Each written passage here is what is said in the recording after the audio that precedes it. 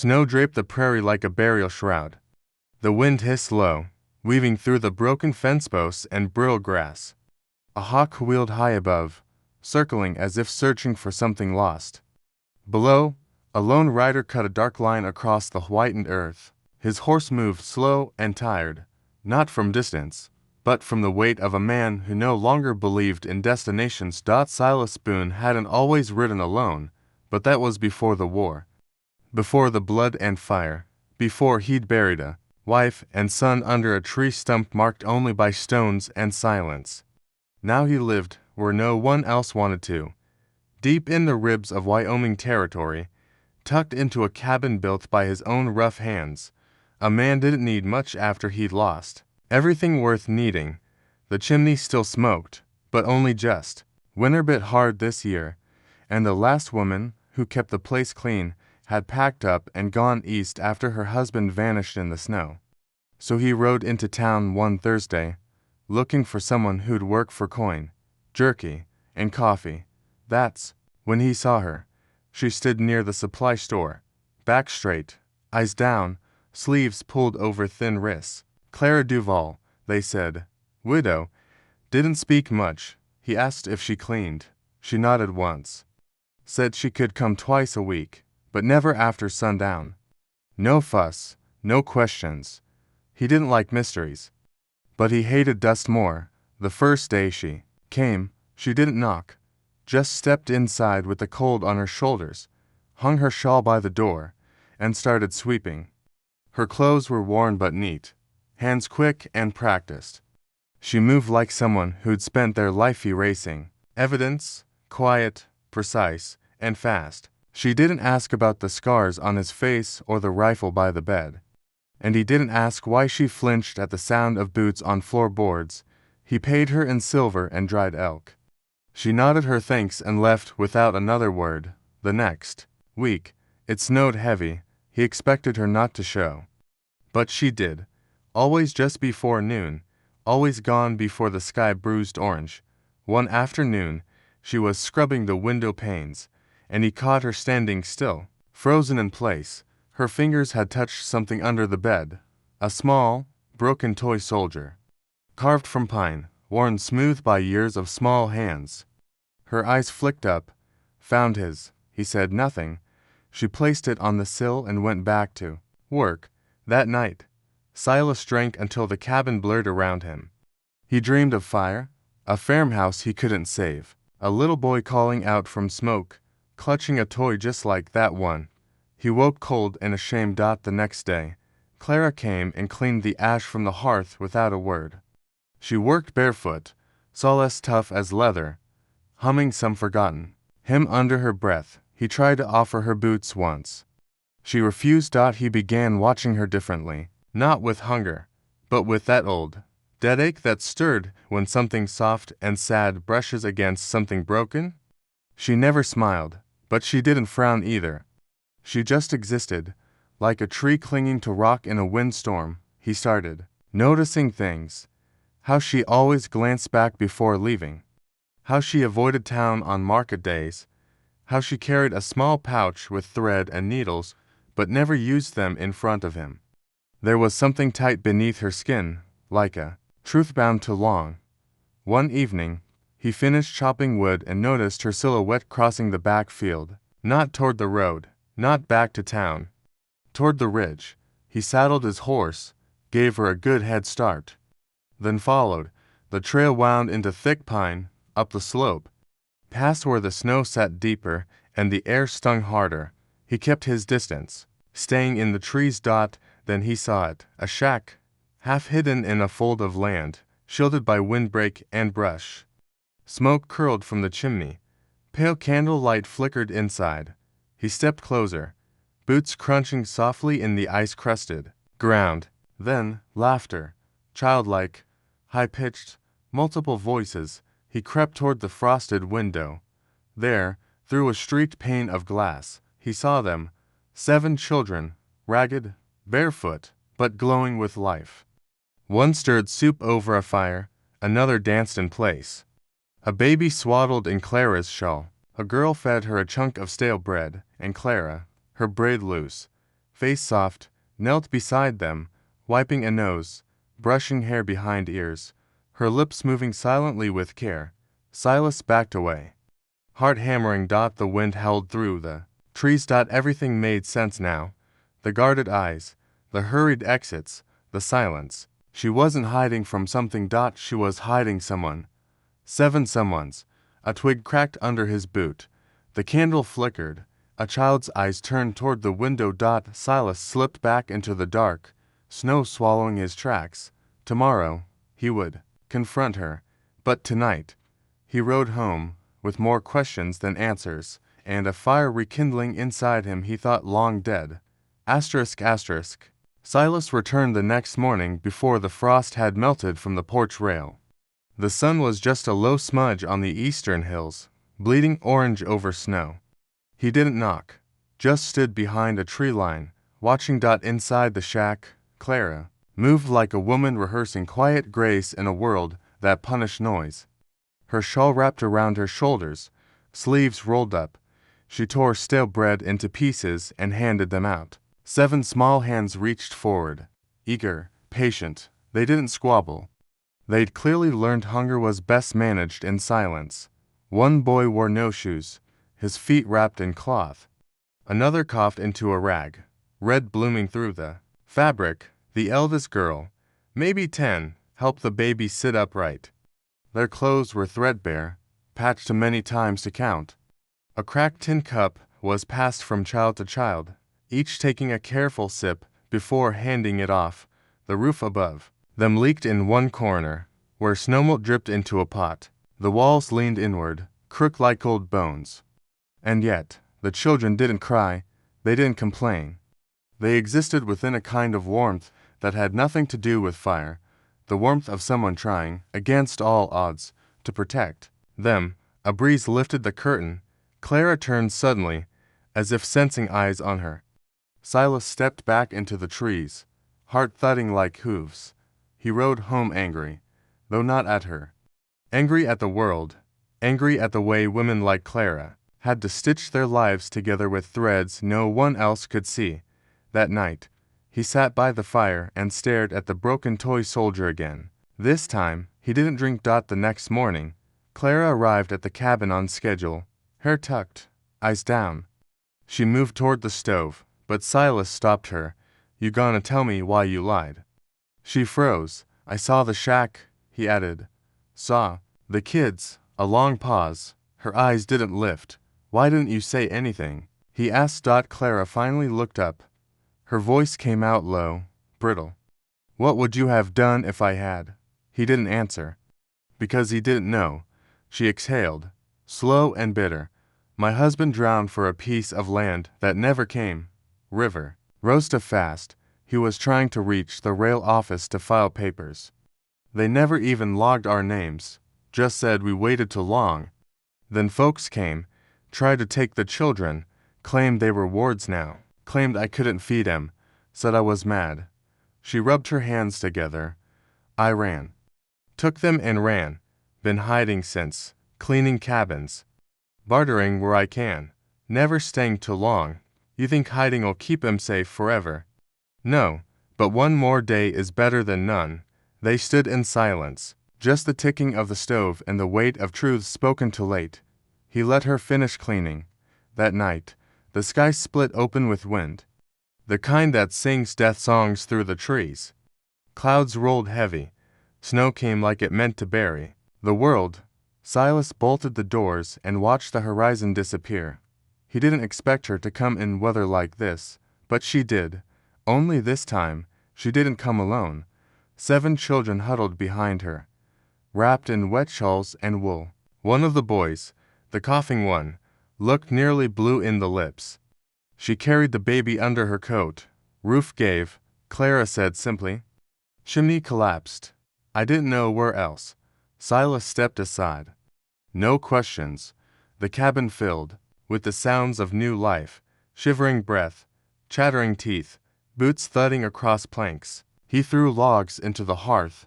Clara stripped the baby's layers, wrapped her in a horse blanket. The boy with the fever lay beside the fire, flushed and moaning. Silas grabbed his axe and stormed outside. The wind hit him like a train. Trees whipped back and forth. Snow stung his face like gravel. He hacked through a dead stump, arms burning. The blizzard roared around him. Silas lunged into the dark, firewood in one hand, rifle in the other. The wind howled like banshees through the trees behind him. The barn let out a groan. Then, crack! A tree slammed down through its roof. Hay flew. The horses screamed. He ran to calm them, cutting one loose. The mare bolted into the snow. By the time he returned, Clara had boiled snow for water and was pressing rags to the fevered boy's head. The others sat wrapped in quilts, sipping weak broth from his emergency pot. For the next 3 days, no one left the cabin. They took shifts tending the fire. Silas fed them all. The children watched him warily, except the youngest girl, who sat at his feet like a pup, silently holding his hand. No grand speeches were given. No offers made. Just gestures. He patched a ripped shoe with pine tar and twine, showed the older boys how to tie rabbit snares, gave each of them something small, a nail, a pouch of matches, a silver button, something that said you matter. Clara began calling him Mr. Boone, but the edge had softened. Less fear, more habit. One night, the baby cried and wouldn't settle. Clara stood, bone-tired, rocking her back and forth. Silas reached over. "Let me try." She paused, then handed the child to him. He held the baby clumsily at first, stiff arms, unsure cradle. But the baby settled, slept, that night. Once the cabin quieted, Silas sat by the lantern and opened the old Bible his wife once read from. The corners were worn, some pages stuck together by years and grief. He didn't read it aloud, didn't pray, just looked, felt the weight of the world shift slightly on his shoulders. Then, the softest thing, a blanket, rough and patched, being draped over his shoulders, a child's hand, tiny, quick. He didn't look back, but he smiled, for the first time in years. The day the men came riding, the wind carried dust instead of snow, a strange kind of warning in the middle of winter. Horses thundered across the flats, their riders clothed not in trail-worn leathers, but crisp coats and polished spurs that hadn't earned their shine in honest work. At the front of the pack sat Gibson Crowley, a name folks in the territory only said in whispers or behind doors. Crowley wasn't just a land baron, he was a collector of things that didn't belong to him, and a man who'd never been told no without someone winding up buried for it. He was flanked by 2 grim-faced ranch hands, both ex-Confederates with dead eyes and twitching fingers. They dismounted near the remnants of Clara's burned shack, pretending to look over the damage like gentlemen appraising a broken horse. "She's built it without permit," Crowley muttered, shaking his head with mock sorrow. "Can't squat on what ain't yours, especially not in my county."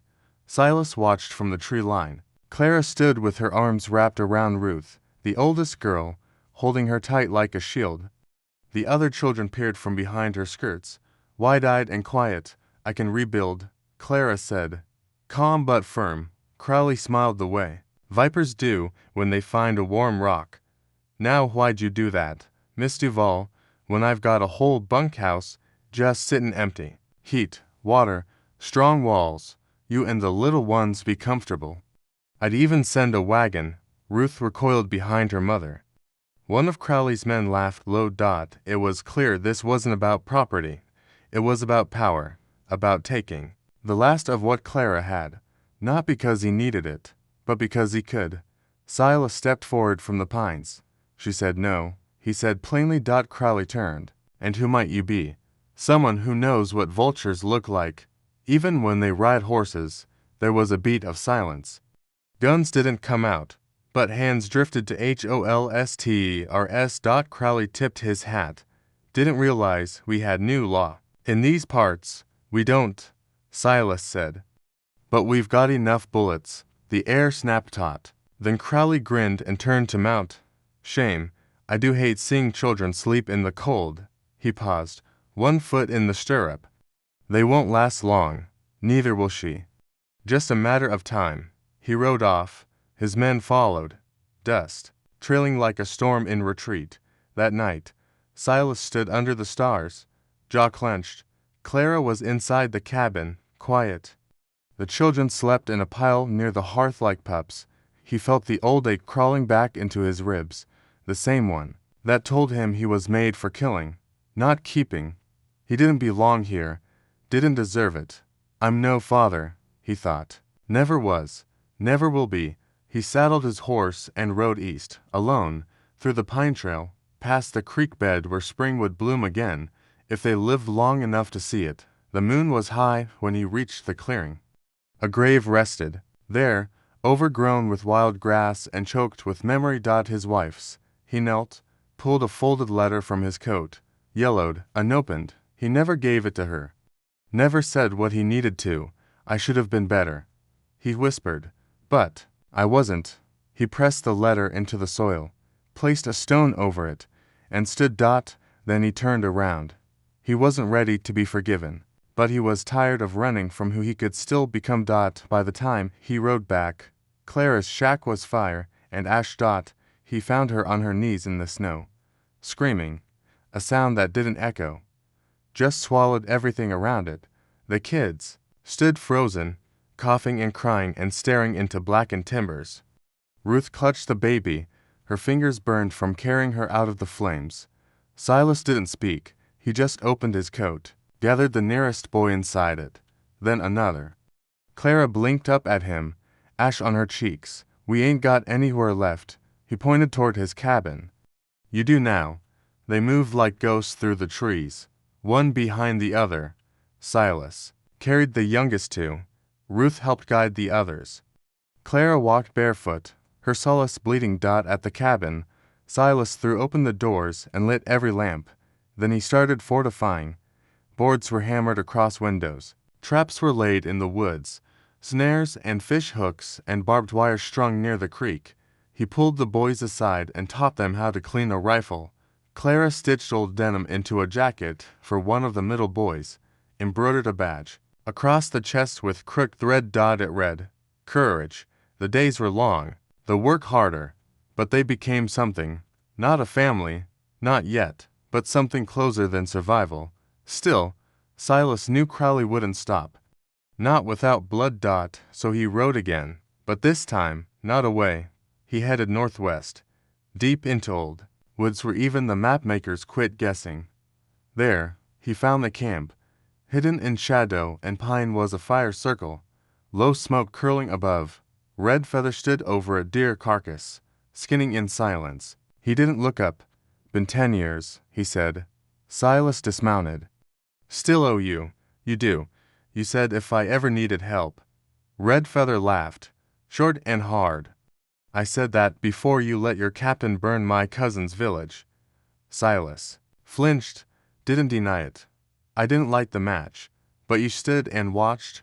Silas didn't speak. Finally, Red Feather tossed the blade down and turned. What is it? Boone. There's a woman, children, a man coming to take everything. He's not coming for a fight. He's coming to wipe him out. Red Feather stared for a long while. Then, why'd you come to me? Because you're the only man I know who kills with purpose. Red Feather smirked. And what do you kill with? Silas hesitated. Regret. The fire cracked. A gust of wind shook pine needles from above. You carry ghosts like pelts, old friend, Red Feather said. When will you bury them? Silas met his eyes. When they stop being useful. For the first time, Red Feather smiled. This one wasn't cruel. It was old, worn, knowing. You're not who you were. No, but I'm who they need now. Red Feather nodded once. I'll come. And just like that, the broken man turned toward war, not for glory, not for vengeance, but to give 7 children a chance at spring. Snow fell slow and soundless the night they came. It blanketed the earth in hush, the kind of quiet that speaks of death or rebirth, but not both. Silas stood by the window, lantern doused, rifle in hand. He'd sharpened every edge, checked every nail. The cabin no longer looked like a home. It looked like a last stand. Red Feather crouched somewhere in the ridge above, a silent shadow in the trees. The children were tucked in the crawl space under the floorboards, hearts beating loud enough to raise the roof. Except for Ruth. She waited behind the barn with her brothers, ready to light the diversion fire like Silas had taught them. Clara gripped a pistol in both hands. She'd never used one before. But tonight, she would. They heard the horses first. 6 of them. Crowley's men didn't creep. They came with boldness, hoofs cutting dark grooves into the snow. Their silhouettes loomed, tall, smug, rifles slung low. Crowley himself rode in the center, his hat tipped back, face calm as ice. "Boone," he called, voice echoing off. "Pine, don't be a fool. Hand over the woman and the brats. You can walk away." Silas stepped into the doorway. "No," Crowley sighed. "Why bleed for what ain't yours?" Silas cocked the rifle. "Because they are." A beat of silence. Then a gunshot shattered the air. From the ridge, one of Crowley's men tumbled off his horse, blood blooming through his coat. Then hell broke loose. Gunfire cracked. Horses screamed. Smoke billowed from the barn. Ruth had lit the fire. Flames licked upward, casting everything in flickering red. Crowley's men scattered. One charged a cabin. Silas dropped him with a shot to the chest. Another circled wide, only to fall in the snow. An arrow from Red Feather buried deep in his side. Clara stood in the hallway, shaking. A man kicked through the back door. She raised the pistol and pulled the trigger. It jerked in her hands. The shot went wide. The man lunged, but she fired again. This time, it hit. He crashed into the wall, slid down, and didn't move. She stared at the gun, chest heaving. Silas didn't stop to speak, just reloaded. Outside, Crowley fled toward the woods. Red Feather dropped from the ridge, knife in hand. There was a struggle, a cry, and then silence. Silas limped out into the cold. Blood ran down his leg. A graze, maybe worse. But he walked forward anyway. Crowley crawled across the snow, breath ragged. "You don't kill a man like me," he spat. "I'll own this whole damn state." "No," Silas said. "You won't own another breath." He leveled the rifle. Crowley flinched, but the trigger never pulled. Behind them, a lantern approached. The sheriff. Late, as always, he saw the bodies, the fire, the boy holding a slingshot like a soldier. Clara still gripping her pistol. Silas turned. "I won't run," he said. "Not this time." The sheriff looked at him, then at Crowley, then at the children watching from the doorway. He holstered his weapon. "Looks like you handled things." He turned and walked back into the dark. When the last of the blood froze into the earth and the fire died down to embers, the valley held its breath, and then exhaled. Spring came late. But it came. Green crept through the thaw. Shoots broke through. Earth that had only ever known struggle. The cabin stood stronger now, patched, reinforced, alive. Clara took a job in the nearby schoolhouse. Rode in twice a week to teach reading and figures to children who didn't have bullets in their past. Silas rebuilt the barn. Started growing squash, built a second table for the porch. Still, he kept a bag packed. The war wasn't gone. It still walked with him, still whispered in the dark. He planned to leave after the frost. One night, while mending a broken hinge, he felt a tug at his coat. It was the youngest boy. Wide eyes, hair like hay. He held up something small, a flattened tin circle, crudely cut and bent, letters scratched in with a nail. Sheriff Bunasilas stared at it. His hand shook. "Made it from your coffee tin," the boy said proudly. "Me and Ruth." Behind him, Clara stood in the doorway. "You don't have to outrun ghosts," she said softly.